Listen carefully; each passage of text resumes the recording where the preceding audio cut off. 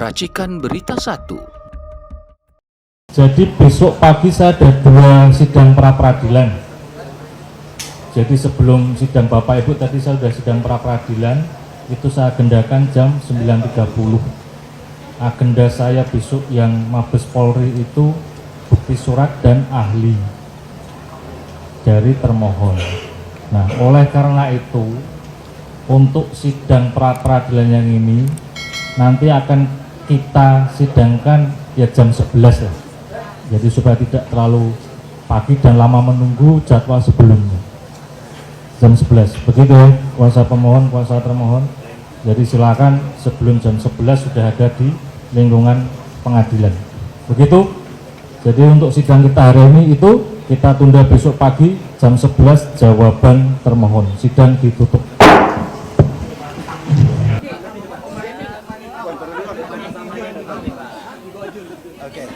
Oke, terima kasih. Selamat siang.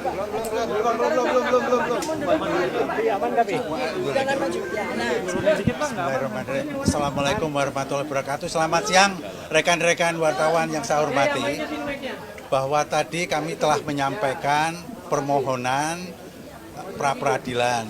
Memang permohonan kami ini agak luar biasa atau extraordinary karena kami tidak menggunakan aturan yang ada pada 158 KUHP. Namun kami menggunakan dasar definisi yang ada pada pasal 1 angka 15 yang mengatakan bahwa pra-peradilan adalah wewenang pengadilan untuk memeriksa dan memutus perkara keberatan yang dilakukan oleh tersangka atas apa? Atas tindakan penuntut umum melakukan penuntutan. Jadi kami berangkat dari definisi itu. Nah, kemudian mengenai pasal 75.4 itu adalah salah satu materi pokok yang kami permasalahkan. Kami berpendapat bahwa yang mempunyai wewenang untuk memberikan nasihat kepada penuntut umum untuk memperbaiki surat dakwaan itu adalah hakim. Jadi penuntut umum itu memperoleh wewenangnya dari hakim dan hakim tidak pernah dalam putusan selanya memberikan nasihat agar penuntut umum itu melakukan perbaikan.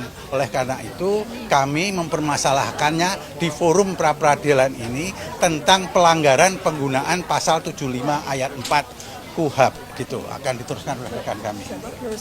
Ya, baik. Jadi rekan-rekan sekalian, satu hal yang perlu dicatat adalah kami ini advokat adalah penegak hukum.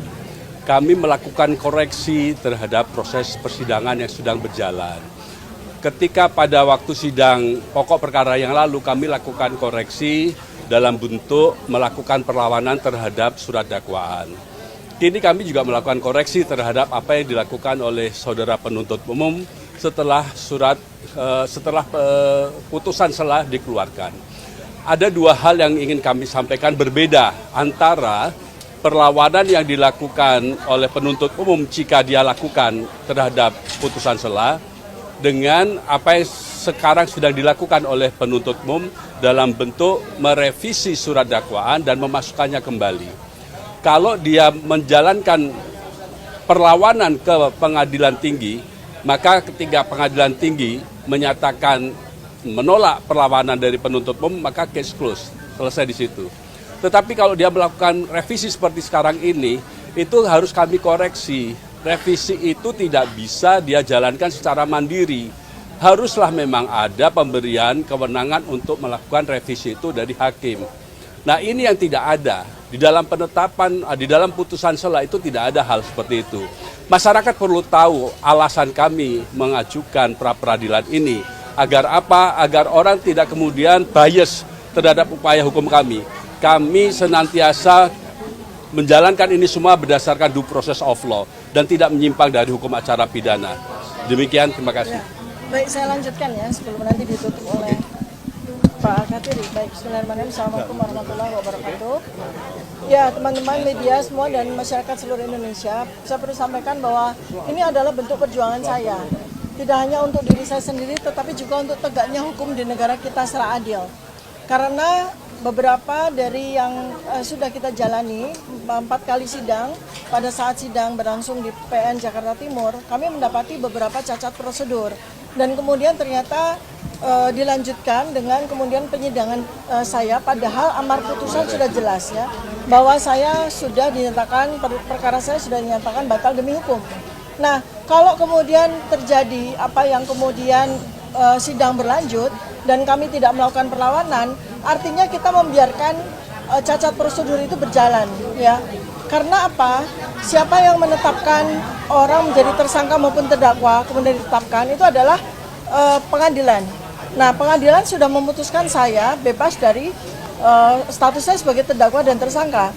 Lalu tiba-tiba dalam waktu hanya 3 hari saya dinyatakan lagi sebagai terdakwa dan harus mengikuti sidang. Nah, ini yang betul-betul terjadi sebuah cacat prosedur yang harus betul-betul dikoreksi. Karena kapan seseorang dinyatakan sebagai terdakwa, kapan seseorang dinyatakan sebagai tidak lagi sebagai terdakwa itu kan pada pengadilan yang terjadi. Tetapi ini oleh surat, gitu ya. Jadi amar putusan sudah ditetapkan di pengadilan, lalu kemudian ada surat yang menyatakan saya kembali menjadi terdakwa. Inilah yang menjadi bentuk saya selalu sampaikan balik kita melakukan exercise demi untuk bangsa dan negara ini. Dan berikutnya lagi adalah bahwa seluruh masyarakat Indonesia, terutama kita semua, selain kita secara otodidak belajar hukum dengan peristiwa pengadilan atas nama saya, tapi ini adalah sebuah celah bagi kita semua, Anda semua, mahasiswa hukum, baik yang sedang menempuh skripsi maupun tesis serta disertasi doktoral, untuk mengangkat ini sebagai sebuah topik yang menarik sekali untuk Anda uji semua ya di dalam penelitian Anda semua, karena ini sangat menarik.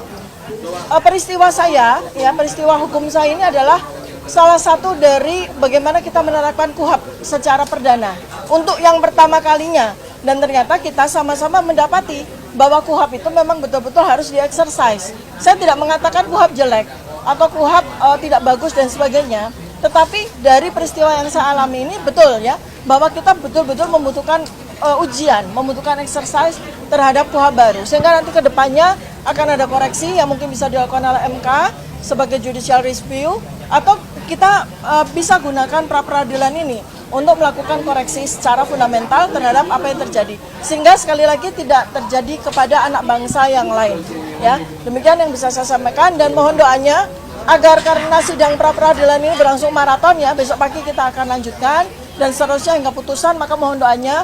Saya mohon bukan karena saya ingin dimenangkan, saya mohon doa agar kita sama-sama mendoakan agar terjadi penegakan keadilan bagi negara kita tercinta ini. Ya, terima kasih. Saya lanjutkan. Apa? Nah, Bapak ini di sini, Bapak sini.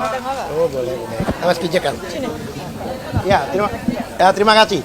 Saya menegaskan apa yang dikatakan Dr. Tifa. Pra-peradilan ini bukan untuk kepentingan Dr. Tifa. Karena Dr. Tifa tidak minta dibebaskan, tidak minta dibatalkan status tersangkanya. Tapi yang kami pra-peradilan ini yang kami arahkan yaitu hanya untuk penegakan hukum ini supaya benar-benar ditegakkan dengan due process of law. Ini masalahnya. Oleh sebab itu, karena ini KUHP yang pertama, ini adalah suatu exercise agar kita nanti untuk jurisprudensi ke belakang seperti itu. Kalau setiap kali putusan batal demi hukum terus diajukan, perbaikan mau jadi apa hukum ini? Karena batal demi hukum itu artinya sudah dianggap tidak ada. Tidak ada itu kalau bangunan sudah jadi tanah. Nah, kalau tidak ada, apanya yang mau diperbaiki? Kalau compang-camping diperbaiki, ini tidak ada. Batal demi hukum, dan itu keseluruhan dakwah itu. Ya. Kemudian apa yang perlu dilakukan ini? Satu hal lagi adalah putusan pengadilan itu yang harus dipegang untuk langkah-langkah selanjutnya. Nah, putusan pengadilan itu hakim tidak menggunakan kewenangannya. Karena 75 ayat 4 itu hakim memberikan kesempatan.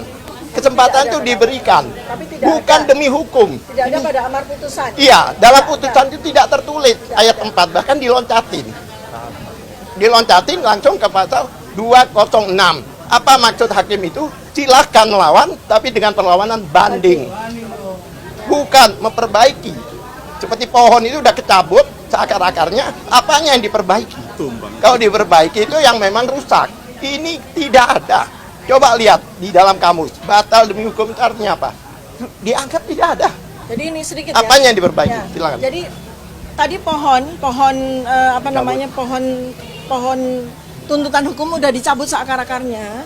Nah, pasal 206 itu mengizinkan kalau pohon itu mau dibawa lagi, dibawa ke atas. Kalau mau lawan. Ya, kalau mau JPU menganggap bahwa pohon ini masih layak untuk disidangkan, maka pohon ini dibawa ke atas, ke banding, ya. Kami siap. Nah, untuk itu kami siap. Ya, untuk itu kami siap. Kalau memang JPU mau banding, ya udah, mari kita jalankan itu. Bukan dengan cara seperti ini. Pelanggaran ini. Ya, karena ini jelas pelanggaran. Amar putusan tidak menyebutkan pasal 75 ayat 4, tapi digunakan oleh JPU. Kemana mengujinya yang Ya, begini? dan ternyata setelah kami pelajari juga ternyata itu terjadi hanya sekedar cosmetic edit. Hanya memperbaiki teks ya, tidak memperbaiki substansi, apalagi membuat baru. Jadi sekali lagi teman-teman seluruh media saya juga perlu sampaikan, karena begitu banyak pertanyaan di masyarakat Indonesia, apakah Dr. Tifa dengan ini takut atau mau lari dan sebagainya. Tidak. Di dalam amar putusan jelas ya, ayat 75 pasal 75 ayat 2 dan 3 atau pasal 206. Silakan kalau memang JPU mau Tidak lanjut ada ayat lagi 4. ke banding. Kami siap insya Allah. Ya, terima kasih. Ada pertanyaan? Dr. Tifa hadir juga di sini. Ya, insya Allah. Jadi saya mesti lihat jadwal ya, tapi insya Allah saya akan mengikuti teman-teman persidangan ini bersama para advokat saya. Tentu saja mereka sangat berkepentingan terhadap saya ya, masa saya tidak hadir ya. Saya harus membersamai juga. Baik. Ada pertanyaan? Mas Roy mau? Boleh? Ya. Karena tadi ya. Assalamualaikum warahmatullahi wabarakatuh. Ya, alhamdulillah saya hadir di sini membersamai sahabat kita semua, pejuang yang luar biasa, Dr. Tifa Usiatiasuma, yang menjalankan hak hukumnya untuk melakukan pra-peradilan, dan tadi kita sudah dengar, saya gak akan mengulangi apa yang disampaikan. Jadi kita juga mendengar semua ketegasan dari Dr. Tifa luar biasa yang menyatakan akan melakukan mengikuti ini dan tidak akan lari. Ya, jadi saya secara pribadi dan kita semua mendukung, support penuh upaya dari Dr. Tifa dan semua tim hukum yang luar biasa, TPDT, ya, tim pembela Dr. Tifa itu menjalankan sebaik-baiknya. Saya kira itu aja, dan besok pagi jam 11 ya itu akan dimulai, dan lusanya Dr. Tifa juga akan menjalankan lagi. Kalau sidang dari pra-peradilan itu memang tiap hari, lusa itu adalah pembuktian. Saya harap tim itu akan siap, kecuali Sabtu nggak ada ya, dan Jumat itu saya juga ada pra-peradilan di sini juga, jadi kita akan bersama-sama. Saya kira itu ya, Dok. Jadi saya kira tetap terus lakukan apa yang disebut sebagai upaya hukum untuk maju ke depan, dan kalau mau dikatakan apa yang akan kita lakukan, nah saya akan lakukan adalah saya akan lawan. Wah, gitu. Saya akan lawan. Ya, Dr. Tifa juga akan lawan. Ya, oke. Saya kira singkat itu aja. Hari ini bintangnya Dr. Tifa dan tim hukumnya. Saya hanya bersama dan memberikan semangat. Terima kasih. Wassalamualaikum warahmatullahi wabarakatuh.